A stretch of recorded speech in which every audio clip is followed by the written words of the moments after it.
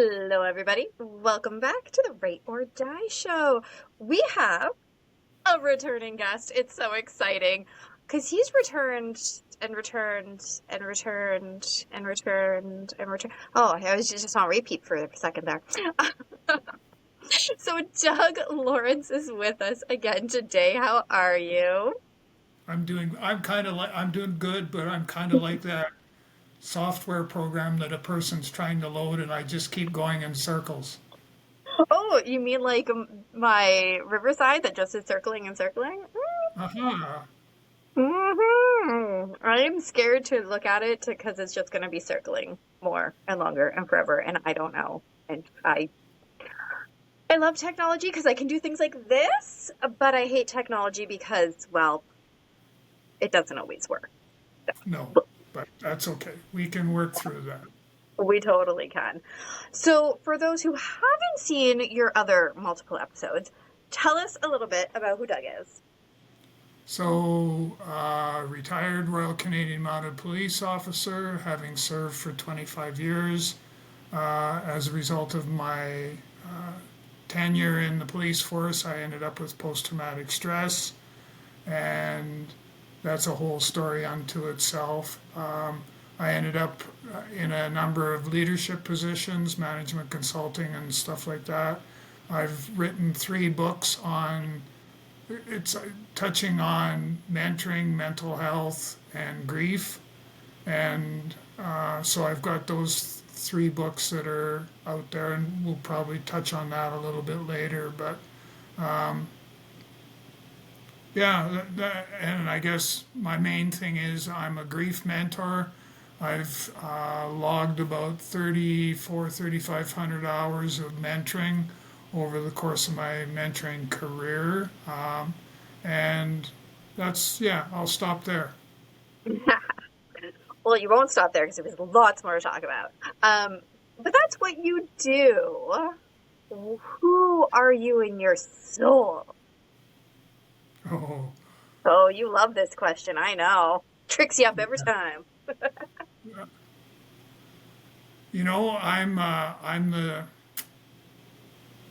I'm a healer, number one, I guess. Number two is I'm passionate about caring for others or caring about others, and I do whatever I possibly can to help people deal with their grief and healing and all of those things. I actually, rightly or wrongly, I put them before I put myself. So yeah, that's a weak spot that I'm not quite sure how to address yet. But and I'm in July I sold my house and I bought a yeah, that's probably one new piece of news. And Yeah. I bought a bi-level townhouse, which has been a blessing because I actually have an office now. So yeah, Yeah. just think about an office. I go and hide from myself in the office, so it's good that way. Um, opposite opposite end of the city from where I was living, but closer to my kids. Oh, that's exciting. They don't think Um, so. well, at least you're not in their house. See, my mom lives with me, and like I love her, but like it's your parent, you know? Not sad. Actually, recently my mom broke her hip. She is healing right now, and her room is on the second floor, so she is in my room on the first floor. I am on the couch because my couch is more comfortable than her bed. I mean, I could go sleep in her bed. I just choose not to because I like my couch better. Plus, then I am still sleeping with my puppy dogs on the couch. They're awfully confused though because they want to go to bed and they're like, "Why is the door closed?" I'm like, "Oh, puppy, it's okay. It's okay. She's doing much better. Good, it's going well, healing." So, good. and you're in Canada with me, right? Yes, yes. Yeah. Waiting for Did you watch the Jays game? yeah, I did. We're not going to talk about it. We're just going to sigh loudly. Yeah, and I'm seeing lots of news clips and stuff, and I don't know how much of it is fact or fiction about how, how the game ended and it didn't end. How do you word that? Legally, I guess. Yeah. There's a whole bunch of stuff floating around out there. I don't know. Like I said, I don't know what's fact or fiction, and it's over with. Let's start working on next year. Right, exactly. That's actually a good segue into our conversation is things happen. Shitty things sometimes, real shitty things sometimes.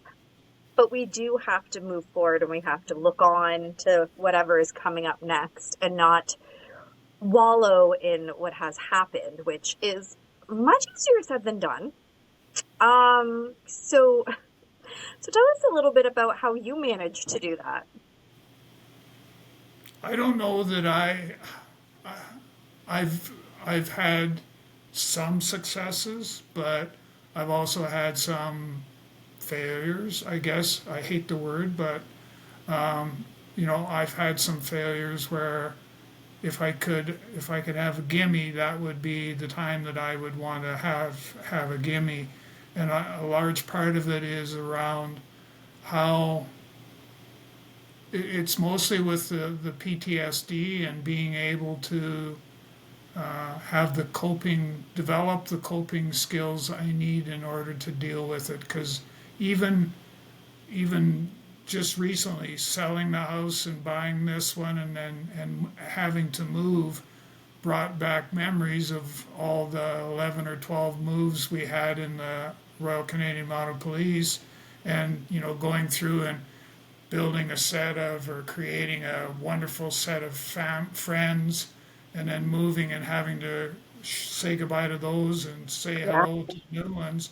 And it was not so much for me, but definitely very traumatic for my wife and children. Was now their whole world just got upset in the apple cart, and now they have to figure some things out that nobody ever told them, that they had the choice to, do I have to sign up for this or not? And no, you Yeah. don't. But My cat is going crazy, everyone. She's insane. Um, yeah, because at one point you guys lived like really far up north. You lived in the territories at one point, I think. yeah, when it was still the Northwest Territories. Now it's Mhm. split. Now it's the Northwest Territories and the other None of it. ter- none of it. Yeah, Yeah. Oh, look at me remembering the conversation we had sure. like 3 years ago. Crazy. That's good. Must mean I like you or something. I don't know. Must But that's must. right. And now I know you're out west, but which province are you in? I'm in Saskatchewan, Regina, Okay. Saskatchewan. Who And I mean, I've never been that far up north or actually out west. Here, I've seen all of the East Coast, but I haven't been out west yet. Um, I am assuming, though, from what I know about it, it is significantly different. Just, I mean, take away the friends part because obviously that's a difficult thing, but significantly difficult environment as well. Yes, yes. Like the when we were in the Northwest Territories, you had periods of total darkness and you had periods of total daylight.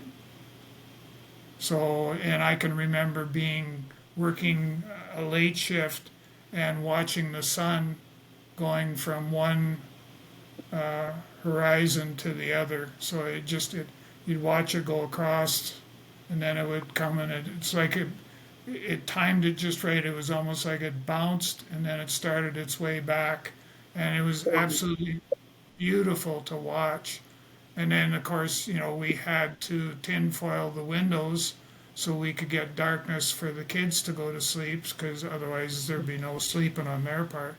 Right. And Especially kids. Kids are always, my grandson always does this. It's not nighttime. Look, the sun's out. I'm like, hey, but it's 8 o'clock at night, so it's still yeah, nighttime, dude. so we had to deal with some of those things as well, as far as the environment and stuff like that. But there was some good things too, some good memories and things that, if you could figure out how you could bottle that or put it in a package and take it with you, it would be great. Like fishing for Arctic char, where we actually, some of our food that we ate was Arctic char, fresh out of the Arctic Ocean.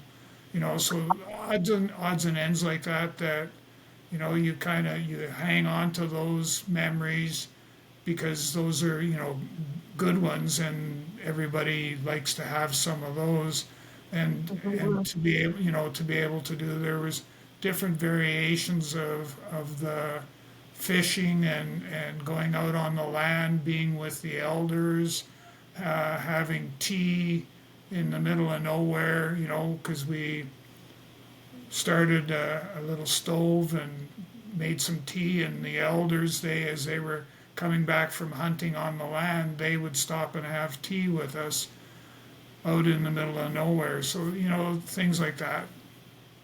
Yeah, so it's some very cool experiences, but obviously very difficult, especially when you're, like you said, you're dealing with kids and stuff who I mean, it's hard enough to make friends, and then you're saying, well, say bye to them. We have to go.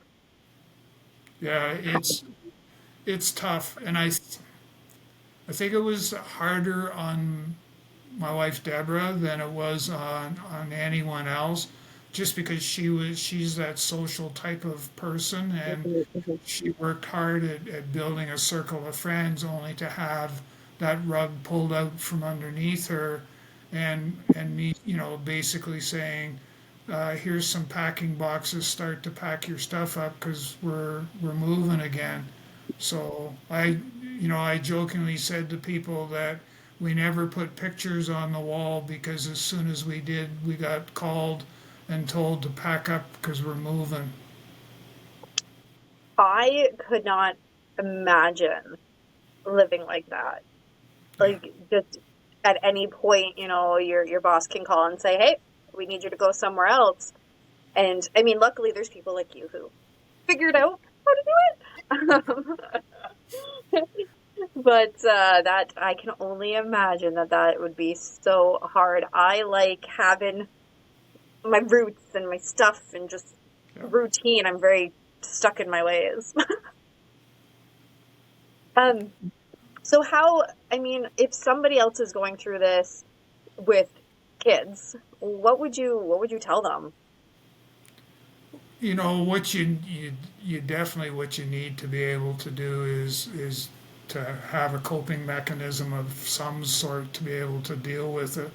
And what I the best possible thing that a person can do, and this not only for the situation we're talking about, but for a lot of others, is you need to have those conversations about what it was like, what were some of the things that you did well that I could put into practice, and what were some of the things that you didn't do well that I would be able to put into practice, and kind of go from there. Like I saw a picture, or even it could have been a television program of them unloading the barge as it pulled into Hull Beach in the Eastern Arctic, and on that barge was your food supply for a year. And so to be able to wrap your head around what does that look like, and how am I going to make sure I have enough toilet paper and paper towels to last a year, because I don't want to pay the exorbitant price at the local stores. Oh my So goodness, I didn't think of that. yeah, like it was, we got the first experience of that when we were in Cambridge Bay, and then we dragged a lot of that foodstuffs with us to, because we went to Fort McPherson next, and then back into uh, the Eastern Arctic, and in that place as well, we had to order. I think we did two orders for the 2 years we were there. You had to sit down and figure everything out. Fortunately, we were able to lean on some people that had been there and walked in those shoes before us, and it helped a lot. But everybody has different tastes. Yeah. Yeah. Okay, so I have two questions now from what you've said. Oh, there's a hole in my wall. Um, my foot just went through it because I was leaning my foot. Um, oh, life. So two things that you said. One, find some coping strategies. So I want to know some of your coping strategies. Number two, so I don't forget, um, talking about leaning on other people and, go asking people who have walked in those shoes. That's kind of what we do here on the show, right? We share our story so that other people maybe can go, oh, you've already walked down this path. Let me see. And I want to say it's so nice to hear you say that because it is such an important, I mean, that's a coping skill in and of itself. Finding other people who have kind of been there, done that, and said, hey, what might have worked for you? Might work for you, might not, but can you tell me? I need a little bit more insight because this is brand new to me. So not so much a question as that was a comment, but what are some of your coping strategies? Well, you've kind of touched on the one, and I'm a I'm a firm believer in communication. So being able to be able to share with through communication, to be able to share with people, kind of it comes back to what's worked well, what hasn't worked well, and what if I was given the chance to do it again, how would I deal with it? What would I do differently than what I had done back then? So, um, but that's to me that's the most important thing is to be able to have that communication and talk your way through a number of different situations and you know the coping skills, coping mechanisms. You need to think about what are the things I need to do to survive what I'm about to go into or go through. And the other part is, we kind of touched on that is who can I lean on, but more importantly, who is there that can provide support to me to be able to navigate what I'm about to go on this journey. And the other thing, is while it may be difficult for you as a person, there are others that are impacted just as much, if not more. Uh, you take a look. I had to ask my wife Deborah to be able to sit down in front of a catalog and go through and say, okay, I need 6 cases of toilet paper to last. It's more than that, but you know, it, I need 6 cases of toilet paper to last us or get us through till the time the next sea lift comes in, or I need I need to be able to buy extra someplace else. Because we even talk about resilience. We even got it to a point where we were ordering powdered milk from Winnipeg, Manitoba, and having it shipped to us in the Eastern Arctic. And what was interesting was you didn't know you were drinking powdered milk. It was something that they used in the restaurant industry and stuff like that as a substitute for milk products, and Mhm. it was absolutely phenomenal.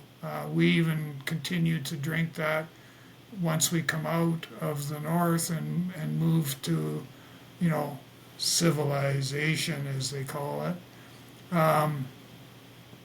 We still continued to drink that. So, and we learned that from somebody else who had been there, done that, and said, give it a try. Here's a bag of milk. Here's the instructions. Give it a whirl and see how it goes. And if you like it, here's the order address. And if you don't like it, you know, I'm sure you'll find an owner for it one way or the other. Yeah. Oh, the things that I've just never thought about when like for people who would live way up there, I know I would not manage well with that. I mean, I guess at some point, I mean, in your situation, you're being told this is where you're going to go live because this is where your job's at. You don't have much of a choice. You're going to figure it out, Yeah. just like Yeah. you figure out your life and lay down. Well, and sometimes you have to make a decision that you don't necessarily like, where you say, for example, you misordered your barge order and you had to spend money to buy at the local co-op store or the Hudson Bay store, and you're paying $12 for a liter of milk. You're paying $4 to $6 for a head of lettuce. All those things that you hadn't planned on. Hmm. And Wow. so I haven't planned on it. Now what do I do? Do I sort of make the best of it that I possibly can and chalk it up to lived experience, which in a lot of cases is probably one of your coping skills is Yeah. the lived experience and the resilience part, where we we try to balance things as best we possibly can. We try to take some of the lived experience that we maybe created from past places that we've been, that we hope that by dealing with that and drawing on the lived experience, it's going to help minimize the impact on that we're having to deal with. Hmm. Yeah, exactly.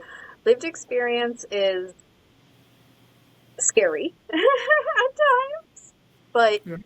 it is all that perspective of, okay, yes, I messed up because I messed up the order. Yeah. But yeah, we live and learn, and that's what's important is being able to refocus and not stop fighting me and not hate on ourselves for making a mistake because we all do. And figuring out how, like you said, how to make the best of the situation. You are being rude today. Normally, she just sits on my lap and it's fine, but Good. she's being a jerk today. She's moody. I blame the time change because we had to set the clocks back. So I blame that. Wait, did Saskatchewan get rid of that? No, we haven't yet, but Okay. ours never changes. Like, and we stay the same, and everybody else around us changes. Yeah. Stupid. Yeah, I thought I had heard something about that. They really need to just get rid of it. It's Well, they really are, annoying. yeah, they are talking Canada-wide about doing it and changing it so that we're not dealing Mhm. with trying to remember spring ahead, fall back, and I can never get that figured out. What I've found that's worked really well has been, here we go, coping mechanism is that to use my world global clock on my phone. Yes, So I can look to see, okay, Calgary is this time, so then what time will it be in Regina? Oh, there's an hour difference. Okay, so when I go to schedule something, I have to allocate the extra time for that to take place. exactly. Yeah, because we're different time zones. Because whereabouts, what's your Uh, time zone? I'm Eastern. Okay, only an Yeah, hour. yeah, because I'm 5 o'clock right now. Yeah, and I'm four. There you go. So different, but close. um, so I mean, there's so much about your story, and I'm trying to make sure that we don't just re-talk about the same things because I want everyone to go back and check out the other episodes because we talk a lot about we've talked a lot about grief because you did lose your wife. And last Christmas, actually, we had an amazing episode where you talked about how to keep somebody alive with your traditions who's not physically there. Yeah. So, I mean, that season is coming up again, and I think if anybody is struggling with that, I know a few people actually at my day job. We had a lot of loss, of a family loss in the last year with staff members, an insane amount actually. Um, and so that's a really great episode to go back and see because again, walking somebody else has already walked down that path. why not go and see what worked for them, and maybe you'll find a few tidbits that might work for you too. Well, and you'll, rightly or wrongly, you'll get an understanding of whether all of that will go away or whether it's still going to be there, and if it's still going to be there, now what? Like what do I do to help minimize the impact? I personally, I'm not a huge fan of Christmas anymore because of everything that's happened, and I don't seem to be able to. I'm I'm part of some bereavement groups that we do some good things and stuff like that, but at the end of the day, when I walk out the door, there's still one thing missing, and you know, it you have to be able to deal with that. One of the things that I've noticed that kind of spans across all of this stuff is the feeling of loneliness and being alone. It has reached different levels, and so I'm trying to, as best I possibly can, minimize some of that so it doesn't spill over and impact other people, other than that's a story that you probably need to hear at Yeah, some stage, right? Because um, until you've experienced it, you probably don't understand it. exactly. Um, so we could chit chat for a long time. I know that because we've already chit chatted so many times. But we're getting close to that 30-minute mark. Yeah. So not that I only ever go 30 minutes, but return guests, I mean, I do try to keep us on track, even Yeah. though I'm bad at it. Really, really bad at it. Um, but I always like to pose this question before you tell us about your books. Um, what would you tell somebody right now who is struggling, knowing that the holiday seasons are coming up and they are struggling with a big change in their life? So is this a big change that was forced upon them, or was this a big change that they made the decision? Let's say forced upon, because that's what we talked about mostly today. Okay. Yeah. Um, the one thing that I would, well, it's more than one thing. It's a couple things that I would suggest is that you need to be able to reach out and ask for help. That's the most important thing that I Mhm. could ever suggest to anybody is reach out and ask for help, and don't be afraid to do so. And I know I'm truly blessed. I have a small circle at this juncture that is trying to motivate me to get me to connect with other people so that I can so I can mitigate what I'm dealing with the loneliness and stuff like that. I'm bad. I wrote a couple articles where I talked about what I was going through and what I was feeling, and I posted them on, I think it was LinkedIn or someplace, and it caused some alarm bells went off, obviously, with some of my friends and my contacts because they called and asked if I was okay. Yeah. So, you kind of say, why should I bother writing anything like that? Nobody's really reading it, nobody cares. And then I get all these messages and calls, and then I go, oh, well, maybe that's not the case. But, um, Yeah. you know, so if you think that you're not being heard, you're wrong because there are people out there that care, that, want to be able to help you get through things. And so anyhow, that's kind of just that's a lived experience that I wanted to remember to share with you. But Yeah. Christmas and the holiday season is not that far away, and so you need to make sure your circle of friends understand what it is that you're looking for from them in order to Yeah. help in order for you to help you get through the holiday season and carry on into the new year. I love that. They need to know because people are not mind readers. Exactly. Sometimes you need space. Sometimes you need hugs. I am not a huggy person, so when people try to give me one, I'm like, no thanks. But again, you don't let somebody know what it is that you need, they're not going to know. Maybe you don't know what you need, but maybe just, you said this earlier, communicate. Yeah. See, and I'm the reverse. I'm a huggy person.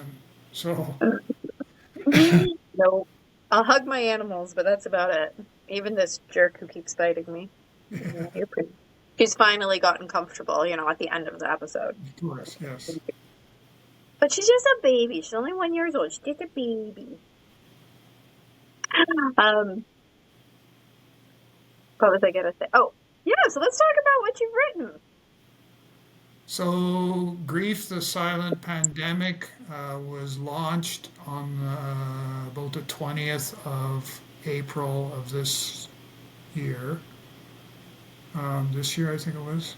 Um, and as a result, we were the Global Book Awards. It was bronze for bereavement and grief, bronze for psychology, and silver for spiritual awareness. Nice.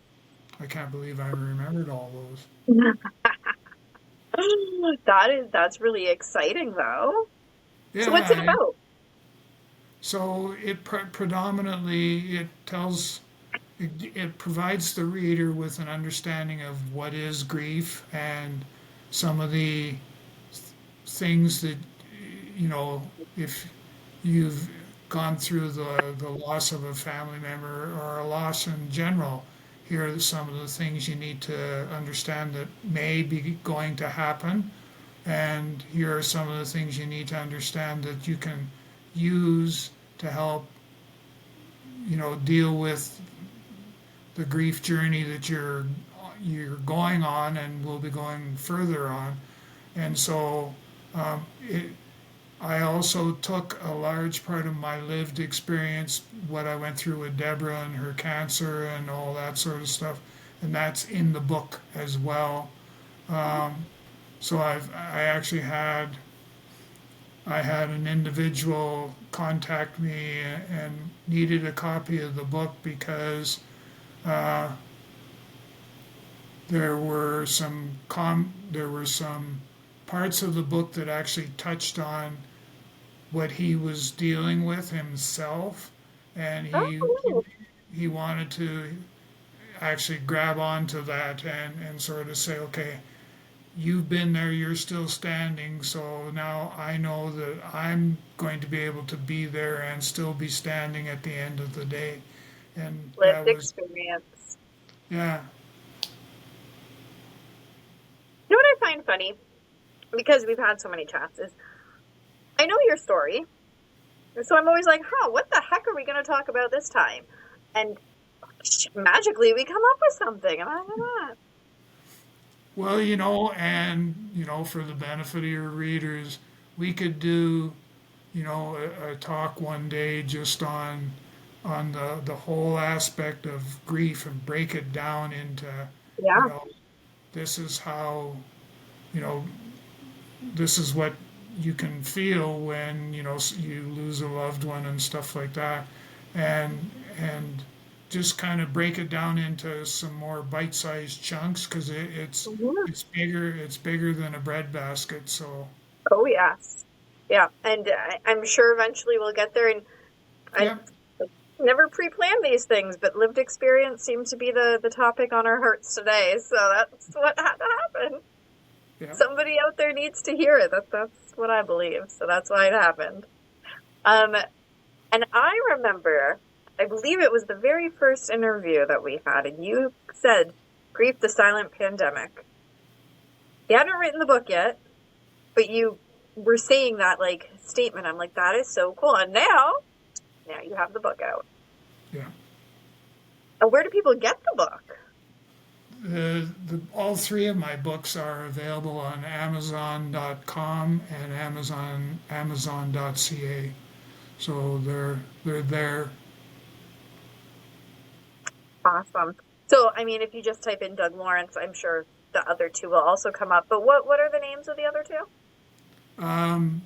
The other two is The Gift of Mentoring was my first book, and You Are Not Alone is my second book, and then now this one, Grief, the Silent Pandemic, is book number 3. I believe I read the You Are Not Alone one, I feel like. Yeah, we talked about that one. Yeah, we did. I'm trying to remember if I read it. I feel like I did. Is that the one that has like a picture of a person walking down a path as the cover or something like that? Yeah, good memory. I like pictures. Very visual memory, not word memory. Awesome. And where do people follow you? So, you can follow me. LinkedIn is probably the best. I'm usually fairly active on LinkedIn. A little bit of Facebook, not a lot. And then probably the website would be next. So that would be www.TalentC, so the word talent with the letter C on the end, .ca. And you can just message me through the website, and I'll reach out. I'll get back to you as quickly as I can. The other thing is, just send me an email, and that's the quickest way to get a hold of me. And it's doug.lawrence@TalentC, so the word talent with the letter C on the end, .ca, and I'll get back to you right away. I'm working right now with a couple different people, and we're doing all the correspondence back and forth to reach out to each other. We're doing it by email. Awesome. Like I said, technology has its amazingness to it. It just also has its frustrations. Yeah, definitely. Yeah. Well, thank you so much for coming back on the show, and I am 100% sure that we will see you again in another few months. Yep, I'm 100% sure as well. And thank you so much for this opportunity. It's been great, and I look forward to our next chat. Awesome. And remember, everybody, to share these episodes out, hit your like, subscribe. If you have any questions for Doug, like I said, I'm sure he'll be back, so throw them in the comments and we can ask him next time. What a very cool opportunity there. And remember, the only way to end the stigma of mental health is to speak openly and honestly.